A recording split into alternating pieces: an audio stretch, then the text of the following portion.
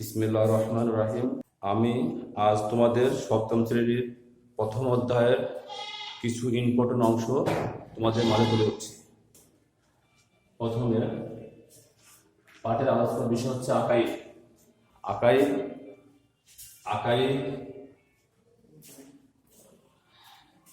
আকাইদ এটা হচ্ছে আরবি শব্দ, যার অর্থ বিশ্বাসমালা। ইসলামের মূল বিষয়গুলোকে বিশ্বাস করে আমল করার নামটা হচ্ছে আকাইদ। এটা হচ্ছে বহুবচন, এক বচন আকিদা। আকিদা অর্থ হচ্ছে বিশ্বাস, আর আকাইদ শব্দের অর্থটা হচ্ছে বিশ্বাস মালা। আকাইদ শব্দের অর্থ বিশ্বাস, আর আকিদা শব্দের অর্থ বিশ্বাস মালা। যাই হোক, ইসলামের আকিদা আকাইদ কাকে বলে তা আমি তোমাদের মাঝে একটু আলোচনা করব। ইসলামের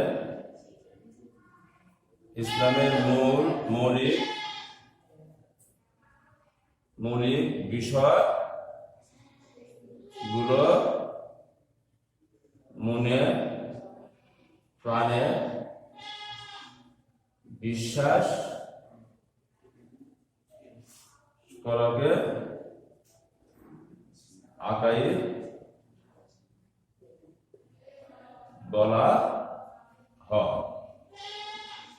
তাহলে ইসলামের মৌলিক বিষয়গুলোকে মনে প্রাণে বিশ্বাস বা স্বীকার করাকে আকাইদ বলা হয়। ইসলামের মৌলিক বিষয়গুলো আমরা সকলে জানি। মৌলিক বিষয়টা কি? সেটা হচ্ছে প্রথমত হচ্ছে তাওহীদের প্রতি বিশ্বাস। তাওহীদ কি? তাওহীদ শব্দের অর্থ একত্ববাদ। তাওহীদ শব্দের অর্থ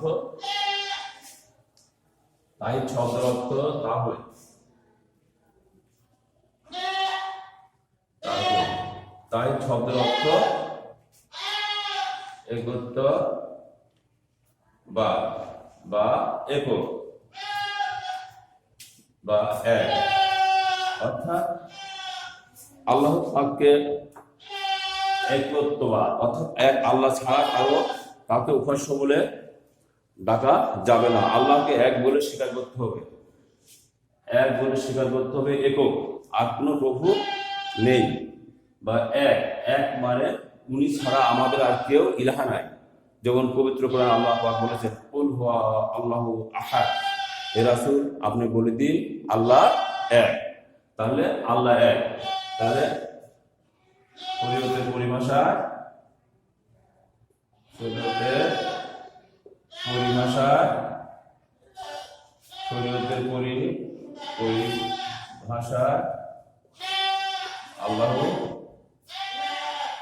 আল্লাহ তাআলাকে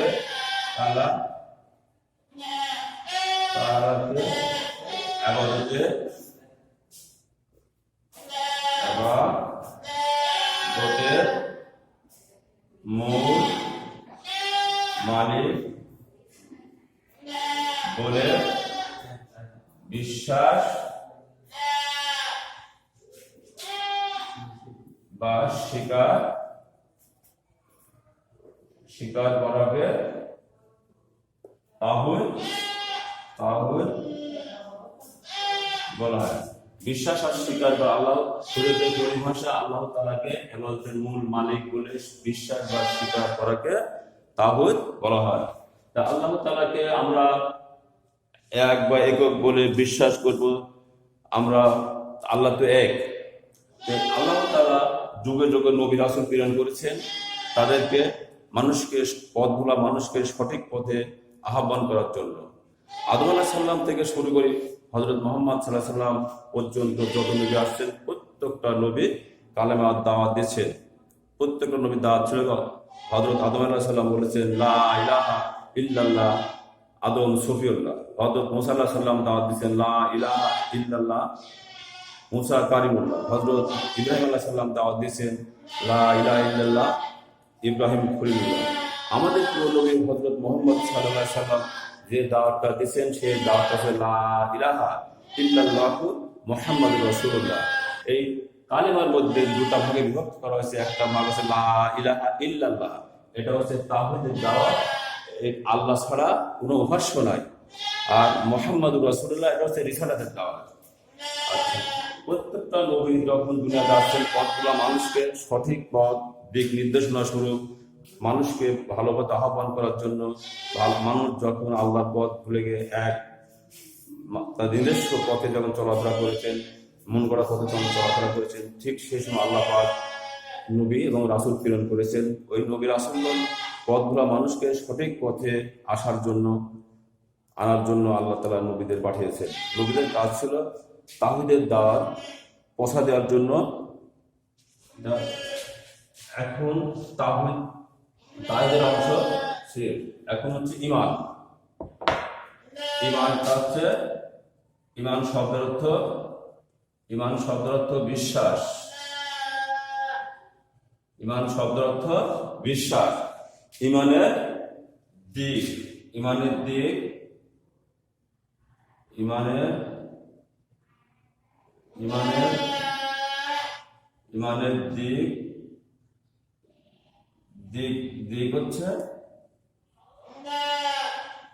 হচ্ছে তিনটা। এক নম্বরে মুখে স্বীকার করা, দুই নম্বরে অন্তরে বিশ্বাস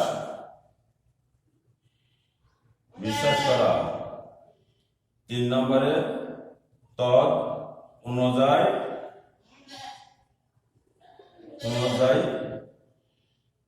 আমল করা। আমল করা, মুখে স্বীকার করা লা ইলাহা ইল্লাল্লাহ, এটা আমাদের সকলের মুখে স্বীকার করতে হবে আল্লাহ এক, অদ্বিতীয়, তার কোনো শরীক নাই, তার কোনো ছেলে নাই, বেটা নাই, অংশীদার নাই, এগুলো স্বীকার করতে হবে। আর মুহাম্মদুর রাসূলুল্লাহ, হযরত মুহাম্মদুর রাসূলুল্লাহ সাল্লাল্লাহু আলাইহি সাল্লাম আল্লাহর প্রেরিত পুরুষ, এইগুলো স্বীকার করা এবং অন্তরে বিশ্বাস করা। আমি যখন কালেমা পড়লাম তখন আমি কি হয়ে গেলাম? স্বীকার করলাম অন্তরে, কোনো মুখে স্বীকার করলে হবে না, অন্তরের অন্তরস্থল থেকে স্বীকার করতে হবে এবং বিশ্বাস করতে হবে। তাহলে পরে 2 নম্বর পয়েন্ট। 3 নম্বর তদ অনুযায়ী আমল করা। ইসলামের প্রত্যেকটা বিধি ও বিধান সে অনুযায়ী চলতে হবে। আমরা কি করব? সকালে ঘুম থেকে উঠবো, ওঠার সময় আমরা বিসমিল্লাহির রহমানির রহিম বলে আমাদের শরীর পবিত্র করব, ওযু করব, তারপরে সালাত আদায় করব। এমনি ভাবে তোমরা যারা ছাত্রছাত্রী আছো, শিক্ষার্থীরা আছো, তোমরা কি করবে? পড়াশোনা করবে, বিসমিল্লাহির রহমানির রহিম বলে পরম করুণাময় অসীম দয়ালু আল্লাহর নাম বলে পড়া শুরু করবে। তারপর এইভাবে চলে যাবে। পড়াশোনা শেষ করার পর আবার গোসলের সময় বিসমিল্লাহির রহমানির রহিম বলে গোসল করবে। আবার তারপরে কি করবে? এমনি ভাবে স্কুলে আসবে, পাঠদান করার সময় আল্লাহকে স্মরণ করবে, চলার সময় আল্লাহকে স্মরণ করবে। এটার নামই হচ্ছে আমল করা। আমলটা হচ্ছে, আমল শব্দের অর্থ কাজ। কাজটা কি? মানে ইসলামের যে ইমানের 3টি দিক, তার মধ্যে 3 নম্বর পয়েন্ট হচ্ছে তদ অনুযায়ী আমল করা। এই 3টা পয়েন্ট বা বিষয়ের পর সেটা হচ্ছে 3 নম্বর পয়েন্ট, আমল করলে সমস্ত কিছুই হয়ে যায়। আর উপরে 2টা হচ্ছে মুখে স্বীকার করলাম, অন্তরে বিশ্বাস করলাম, আমল করলাম না, এটা হবে না। 3টাই বিশ্বাস করতে হবে। ইমানের দিক হচ্ছে কয়টা? 3টা। ইমানের দিক 3টা। আর হচ্ছে ইমানের মূল বিষয়, ইমানের মূল বিষয় 7টি। ইমানের মূল বিষয় 7টি। 1 নম্বরে আল্লাহর প্রতি বিশ্বাস। আল্লাহর প্রতি বিশ্বাস, আল্লাহ এক, অদ্বিতীয়, তার কোনো শরীক নাই, তার অংশীদার নাই। এক আল্লাহ তাআলা আমাদের রিজিকদাতা, পালনকর্তা, বিধানদাতা, আইনদাতা, সব কথা মুখে মনে প্রাণে বিশ্বাস বা স্বীকার করে আল্লাহ তাআলাকে স্বীকার করার নামটা হচ্ছে ইবাদতের মূল মালিক বলে স্বীকার করাটা হচ্ছে আল্লাহর প্রতি বিশ্বাস। আল্লাহ ছাড়া কোনো আমাদের ইলা নাই। 2 নম্বর পয়েন্ট, ফেরেশতার প্রতি বিশ্বাস। ফেরেশতার প্রতি বিশ্বাস। ফেরেশতা নূরের তৈরি, ফেরেশতারা নূরের তৈরি। এনাদের কাজ সব সময় আল্লাহর হুকুম আহকাম মানা। ফেরেশতারা সব সময় আল্লাহর জিকির করেন, আল্লাহর হুকুম আহকাম পালন করেন। আমাদের প্রিয় নবী হযরত মুহাম্মদ রাসূলুল্লাহ সাল্লাল্লাহু আলাইহি সাল্লাম ওনার কাছে এবং আদম আলাইহিস সালাম থেকে শুরু করে প্রত্যেক নবীর কাজ, রাসূলের কাজ আল্লাহ তাআলা নবীদের কাজ ফেরেশতারা ওহী নিয়ে আসছেন। ওহীটা কি ওহী নিয়ে আসছেন? আল্লাহ ছাড়া কোনো মাবুদ নয়, হযরত মুহাম্মদ সাল্লাল্লাহু আলাইহি সাল্লাম তার প্রেরিত পুরুষ। আচ্ছা, 3 নম্বর পয়েন্ট, কিতাব সময়ের প্রতি বিশ্বাস। কিতাব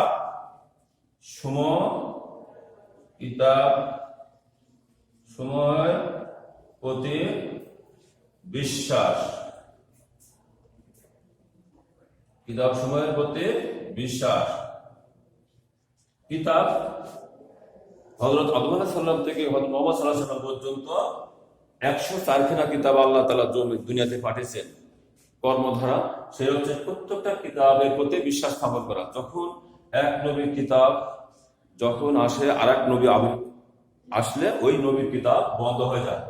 এই কিতাব সময় প্রতি, অর্থাৎ কিতাব আল্লাহ তাআলা 104খানা, আল্লাহ তাআলা 104খানা কিতাব নাজিল করেছেন। 104খানা কিতাব নবী রাসূলের কিতাব, নবী রাসূলের প্রতি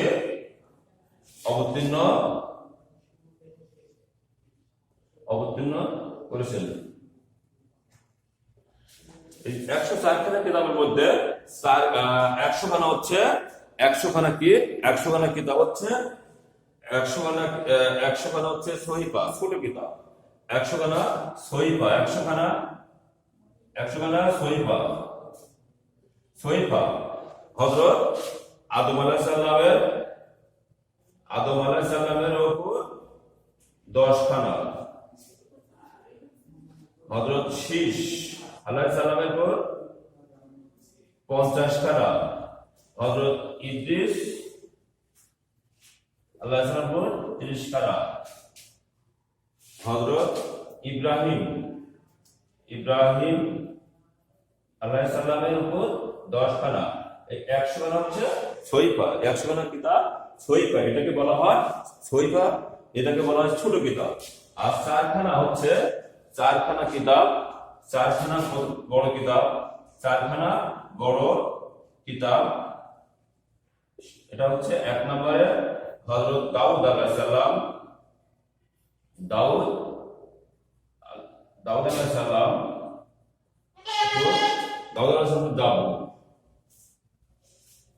জাবুর হযরত মুসা আলাইহিস সালামের উপর তাওরাত, হযরত ঈসা আলাইহিস সালামের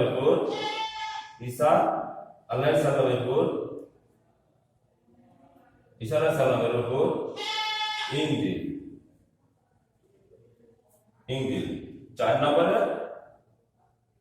মুহাম্মদ সাল্লাল্লাহু আলাইহি সাল্লামের উপর পবিত্র কুরআন। মুহাম্মদ সাল্লাল্লাহু আলাইহি ওয়াসাল্লামের পবিত্র কুরআন, এটা হচ্ছে বড় কিতাব। এটা বড় কিতাব।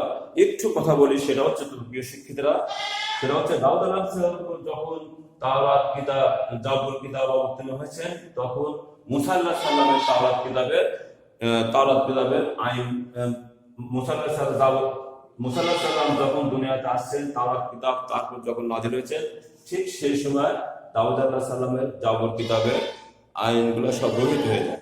তারপর ঈসা আলাইহিস সালাম যখন দুনিয়াতে আসছেন, তখন এই তাওরাত কিতাবের বিধানটা বন্ধ হয়ে যায়। মানে এক নবী আগমন করলে আর এক নবীর ওই কিতাবের আহকামগুলো মানা বন্ধ হয়ে যায়।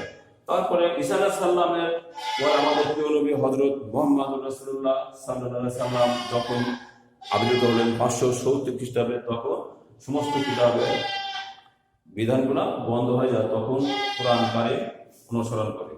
এই হলো কিতাব সময়ের প্রতি বিশ্বাস। ইমানের কয়েকটি মূল বিষয়, 7টি মূল বিষয়, তার মধ্যে 3 নম্বর পয়েন্ট কিতাব সময়ের প্রতি বিশ্বাস। 4 নম্বর নবী রাসূলের প্রতি বিশ্বাস।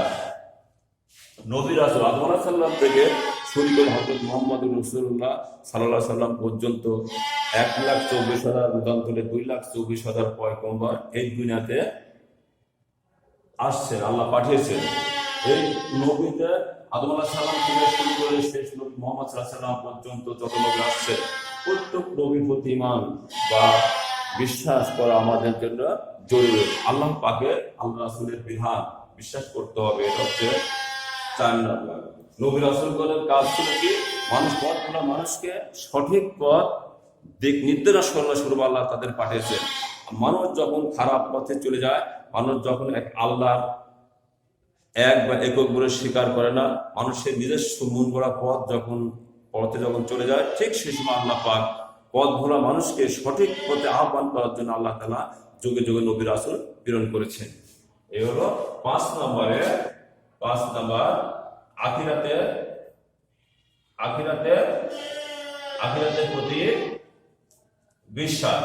আখিরাত শব্দের অর্থ পরকাল। আখিরাত শব্দের অর্থ পরকাল। মৃত্যুর পরবর্তী জীবনকে আখিরাত বলা হয়।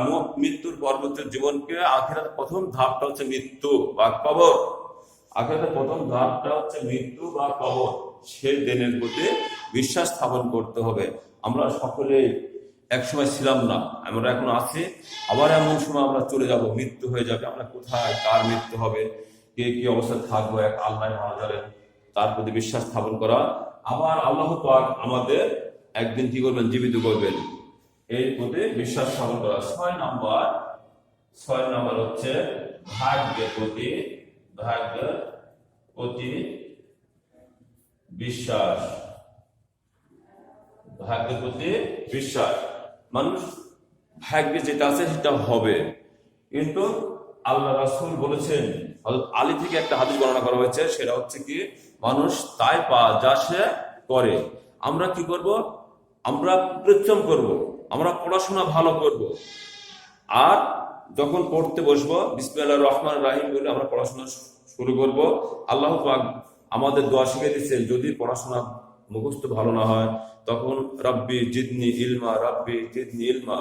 এই যে সুন্দর সুন্দর দোয়া আল্লাহ পাক শিখিয়ে দিয়েছে, এই দোয়াটা পড়লে কি হয়? আমাদের কি হয়? স্মৃতিশক্তি বৃদ্ধি হয়ে যায়। আমরা দোয়া করব এবং আল্লাহকে অনুসরণ করবো, চেষ্টা করব, মানে চেষ্টা এবং পড়াশোনা ভালো করব। পড়াশোনা যদি আমরা ভালো করি, চেষ্টা করব, তারপরে যদি পড়াশোনা আমাদের ভালো রেজাল্ট না হয়, মনে করতে হবে ভাগ্য। কিন্তু আমরা ঘরে বসে বসে থাকবো, পড়াশোনা করবো না, চেষ্টা করব না, তাহলে পরে এটা ভাগ্য হয় না। তার শুধু পড়াশোনা না, সেটা হচ্ছে আমাদের সারাটা জীবন। আমাদের জীবনে যদি আমরা ভালো নামাজ কালাম, ভালো কিছু না করি, যদি শুধু ঘুরে ফিরে বেড়াই, তাহলে তো ভাগ্যের প্রতি বিশ্বাস করা যাবে না। আমাদের চেষ্টা করতে হবে, আমাদের কাজ করতে হবে, আল্লাহর কাছে দোয়া করতে হবে, এর প্রতি বিশ্বাস স্থাপন করা। 7 নম্বর মৃত্যু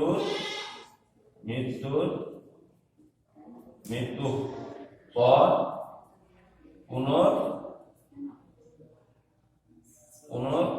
পুনরুত্থানের প্রতি বিশ্বাস। অর্থাৎ আমরা আগে ছিলাম না, এখন আছি, আমরা মারা যাব। মারা যাওয়ার পর আমাদের কি হবে? কবর হবে। কবরে হওয়ার পর দীর্ঘদিন পর আল্লাহ পাক এই দুনিয়াতে আবার কি করবেন? দুনিয়াটা ধ্বংস করে দিবেন। আল্লাহ এই দুনিয়াটা ধ্বংস করে দিবেন। ধ্বংস করে দেওয়ার পর আল্লাহ পাক আবার এই দুনিয়াতে কি করবেন? পুনর্জীবিত করবেন। দুনিয়াটা হয়ে যাবে। সেই দিন আমরা দুনিয়াতে যে যেমন কাজ করেছি, সেই কাজের জবাবদাহি করার জন্য এক আল্লাহর কাছে সঙ্গত হব। সেই দিনের প্রতি বিশ্বাস স্থাপন করা। আমরা যদি আমাদের মুসলমান যখন কোনো মুমিন মুমিনাত মারা যায়, তখন আমরা কবরে কি করি? কবরে রাখার পর তাদেরকে আমরা মাটি দিই। মিনহা খালাকনাকুম, এই মাটি থেকে তোমাকে সৃষ্টি করা হয়েছে। অমিনহা নুঈদুকুম, এই মাটির মধ্যে তোমাকে রাখা হলো। অমিনহা নুখরিজুকুম তারাতান উখরা, এই মাটি থেকে আবার তোমাকে উঠানো হবে। সেই দিনের প্রতি বিশ্বাস স্থাপন করা, না হচ্ছে মৃত্যুর পর পুনরুত্থানের প্রতি বিশ্বাস স্থাপন করা। প্রিয় শিক্ষার্থীরা, দীর্ঘদিন ক্লাস না হওয়ার কারণে, পাঠ দান না করার কারণে আমরা মূল জিনিসগুলো সহজ করে নিয়ে তোমাদেরকে আলোচনা করছি। আশা করব তোমরা মনোযোগ সহকারে পাঠদান করবে।